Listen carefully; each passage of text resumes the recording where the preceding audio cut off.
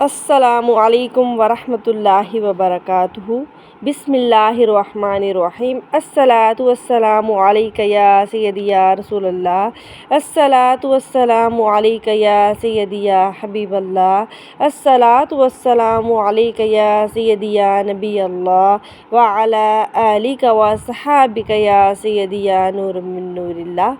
اللہ تعالیٰ کا کروڑ شکر ہے کہ اس نے ہمیں امتیہ محمدیہ صلی اللہ علیہ وآلہ وسلم میں پیدا فرمایا اور ہمیں دین کی علم حاصل کرنے کی توفیق عطا فرمائی۔ سبحان اللہ، اللہ تعالیٰ کا کروڑ شکر ہے، اس کا کرم ہے کہ اس نے ہمیں دین اسلام کو سمجھنے اور سیکھنے کی توفیق عطا فرمائی۔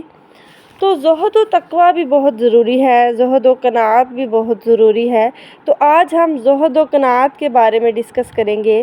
زہد و قناعت کے بارے میں اللہ تعالیٰ کیا ارشاد فرماتے ہیں، اس کے متعلق کیا فرمایا گیا۔ تو چلتے ہیں اپنے ٹاپک کی طرف۔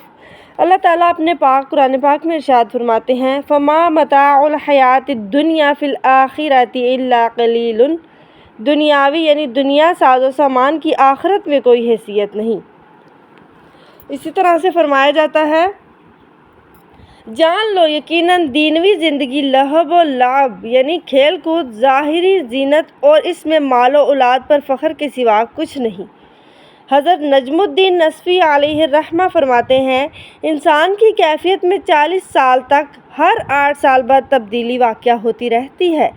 8 سال لعب و لہب یعنی کھیل کود میں، 8 سال تک زیب و زینت، اسی طرح مال و دولت اور اولاد پر 8 سال فخر و غرور اور تکاثر کا اظہار کرتا ہے۔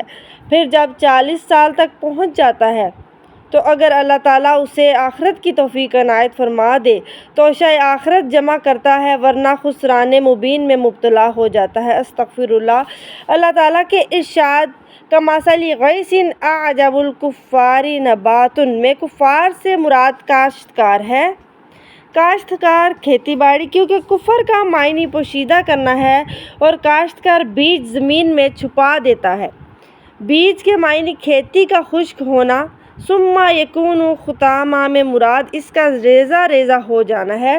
جو لوگ دنیا کے حریص و طامع ہیں یعنی دنیا اکٹھی کرنے میں لگے ہوئے ہیں، آخرت میں انہیں شدید عذاب سے دوچار ہونا پڑے گا، اور جو لوگ توشہ آخرت جمع کر لیں تو اللہ تعالیٰ کی طرف سے انہیں مغفرت اور رضا نصیب ہوگی۔ سبحان اللہ۔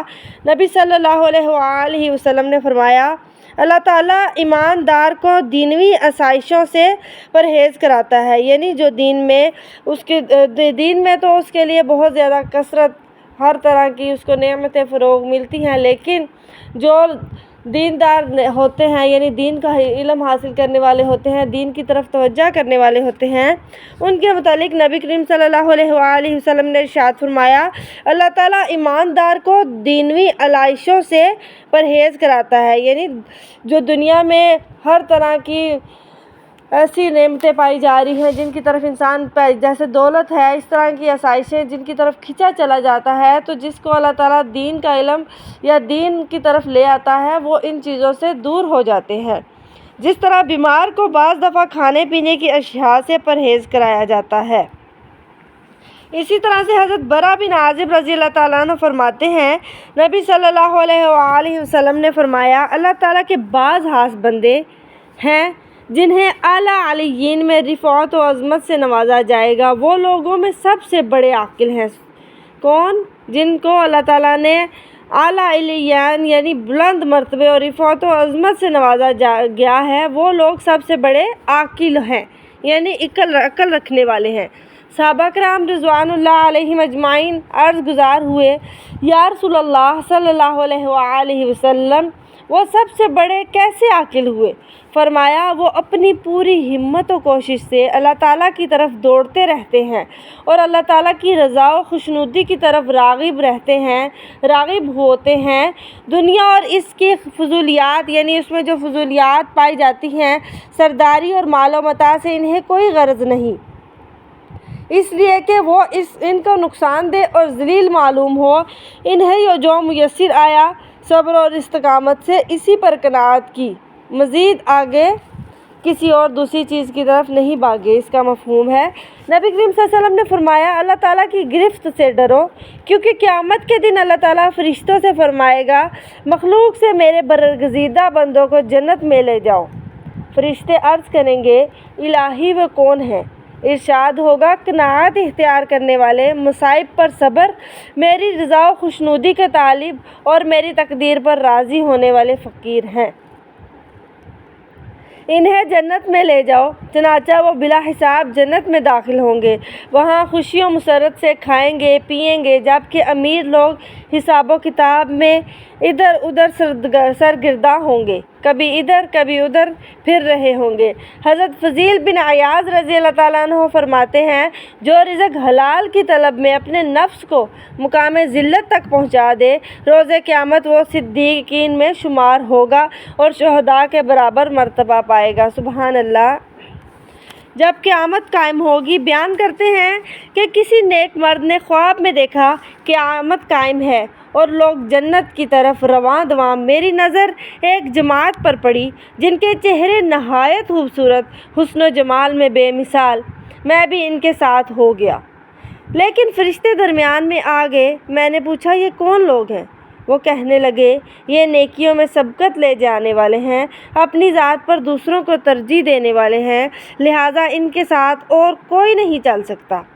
ہاں، البتہ وہ جا سکتا ہے جس کے پاس صرف ایک قمیض ہو، جبکہ تیرے پاس تو 2 کرتے ہیں، بلکہ ہر چیز ڈبل ہے۔ مجھ پر خوف طاری ہوا، نیند سے بیدار ہوا تو میں نے ہر قسم کی ایک ایک چیز اپنے پاس رہنے دی اور باقی سب راہ خدا میں تقسیم کر دی۔ سبحان اللہ۔ اللہ تعالیٰ اس کے ساتھ گزشتہ گناہ معاف فرما دیتا ہے۔ نبی کریم صلی اللہ علیہ وآلہ وسلم نے فرمایا، جو لباس پہن کر یہ دعا پڑھے، الحمدللہ الذی کسانی بہذا الثوب من غیر حول منی ولا قوت، تو اللہ تعالیٰ اس کے گزشتہ گناہ معاف فرما دیتا ہے۔ سبحان اللہ۔ حضرت ابو ہریرہ رضی اللہ تعالیٰ عنہ فرماتے ہیں، حمد انسان کے لیے بہت عظیم ہے، جب کہ مکروہ بات سامنے آئے کہے الحمدللہ، اور جب سکون بخش چیز حاصل ہو تو پڑھے الحمدللہ رب العالمین الذی بنعمت فتم الصالحات۔ تمام تعریفیں اللہ کے لیے ہیں جو تمام حمدوں کا والی ہے، جس کی نعمت سے ہی نیکیاں مکمل ہوتی ہیں۔ ایک صالح کا بیان ہے کہ میں نے خواب میں دیکھا کوئی شخص ہرن کے بچے کو پکڑنے کی کوشش کر رہا ہے اور ہرن کا بچہ تیزی سے بھاگا جا رہا ہے اور وہ شخص اس کے تعاقب میں ہے۔ آدمی کے پیچھے ایک شیر دوڑا اور اسے مار ڈالا۔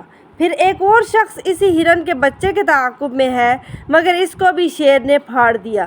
اسی طرح 100 آدمیوں نے اس ہرن کے بچے کو پکڑنے کی کوشش کی، لیکن وہ بچہ شیر کے باعث محفوظ رہا۔ مجھے بڑا تعجب ہوا تو وہ شیر بولا، تعجب نہ کرو، میں ملک الموت ہوں، ہرن کا بچہ دنیا اور یہ سبھی لوگ طالب دنیا، میں انہیں اسی طرح ایک ایک کر کے ختم کر دوں گا۔ حضرت عبداللہ بن عباس رضی اللہ تعالیٰ عنہ فرماتے ہیں، اللہ تعالیٰ نے حضرت موسیٰ علیہ السلام سے 3 دن کی مختصر سی مدت میں 1,24,000 باتیں کی، اور جب حضرت موسیٰ علیہ السلام نے واپسی پر اپنی قوم کی باتیں سنی تو انہیں پسند نہ آئی اور ان سے کلام کرنے میں اعراض فرمایا، کیونکہ آپ تو اللہ سے ہم کلام ہونے کی لذت سے سرشار تھے۔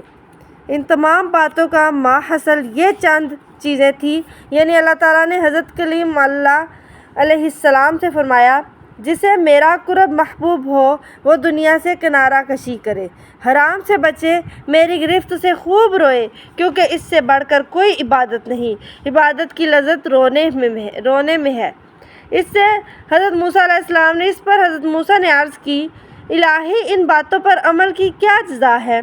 فرمایا، دنیا سے کنارہ کشی کرنے والے کے لیے جنت لازم، جہاں چاہے جنت میں قیام کریں، اور حرام اشیاء سے بچنے والوں پر میرا یہ کرم ہوگا کہ میں انہیں حساب و کتاب کی حفت، یعنی اس میں کمی سے محفوظ کر دوں گا، بلا حساب کتاب جنت میں داخل ہوں گے، اور میری گرفت کے خوف سے رونے والے رفیق اعلیٰ ہیں، یعنی میرے دوست ہیں، رفیق ہیں، میری رفاقت میں رہنے والے ہیں، جس میں ان کا اور کوئی شریک نہیں ہوگا۔ کسی زاہد نے کسی شخص کے پاس کھانا دیکھا جس کی خوشبو نے اسے مست کر دیا، اس کے اشتہار بڑھ گئے، اس کا شوق بڑھ گیا تو زاہد اس کے پیچھے پیچھے ہو لیا۔ اتنے میں آواز سنائی دی کہ فلاں شخص کی رقم گم گئی ہے۔ لوگوں نے ادھر ادھر دیکھا تو زاہد کو اجنبی پایا اور اسے پکڑ کر حاکم کے پاس لے گئے۔ اتفاق سے اسی قید خانے میں کوئی امیر قیدی تھا اور وہ کھانا اس کا خادم اسی کے لیے قید خانے میں لے کے جا رہا تھا۔ جب زاہد کو بھی اس کے ساتھ قید کر دیا گیا تو امیر شخص نے کھانے پر بلایا۔ زاہد نے اس کے ساتھ مل کر خوب کھایا، پھر عرض گزار ہوا، الہی تو یہ کھانا تو بغیر کسی الزام اور قید کے بھی مجھے کھلا سکتا تھا۔ اتنا کہنا تھا، ہاتف غیبی نے آواز دی، جو طالب دنیا ہے اسے کتوں کے کھانے پر صبر کرنا چاہیے، یہ دنیا تو مردار ہے۔ تو اس کا طالب ہوا اور صبر نہ کیا۔ اس تنبیہ سے زاہد نادم ہوا۔ معاً اسی وقت کوئی اعلان کر رہا تھا، اس شخص کو رہا کر دو، چور مل گیا ہے۔ حضرت امام شافعی رحمۃ اللہ سے کسی نے دریافت کیا، کیا وجہ ہے آپ لاٹھی کو کبھی ہاتھ سے چھوڑتے نہیں؟ آپ نے فرمایا، میں مسافر ہوں۔ حضرت عبداللہ بن عباس فرماتے ہیں، عصا رکھنا انبیاء علیہ السلام کی سنت ہے۔ حضور سید عالم صلی اللہ علیہ وآلہ وسلم اپنے عصا یعنی لاٹھی سے ٹیک لگایا کرتے تھے اور صحابہ کرام رضوان اللہ علیہم اجمعین سے فرمایا لاٹھی سے ٹیک لگا کر آرام حاصل کر لیا کریں۔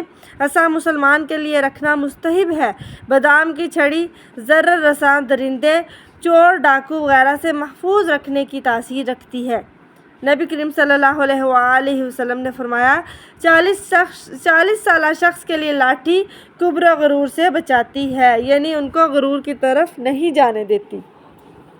تو اللہ تعالیٰ سے ہماری یہی دعا ہے کہ اللہ تعالیٰ ہمیں زہد و تقوی اختیار کرنے کی اور دنیا کی طلب سے دور رہنے کی توفیق عطا فرمائے۔ طالب دنیا کی عمر کتنی بھی دراز ہو اور اسے دنیا کی تمام فرحتیں، راحتیں، آسائشیں حاصل ہوں، لیکن میں تو ایسے ہی خیال کرتا ہوں جسے کسی نے مکان بنایا اور جب پایا تکمیل تک پہنچا تو گر پڑا۔ تو کیا کرنا چاہیے کہ ہمیں اپنے اعمال کی طرف بھی دیکھنا چاہیے، اپنے مال و دولت کی طرف بھی دیکھنا چاہیے اور اتنی قناعت اختیار کرنی چاہیے کہ ہمارے پاس اتنا مال ہونا چاہیے جتنا ہمارے لیے ضرورت ہو۔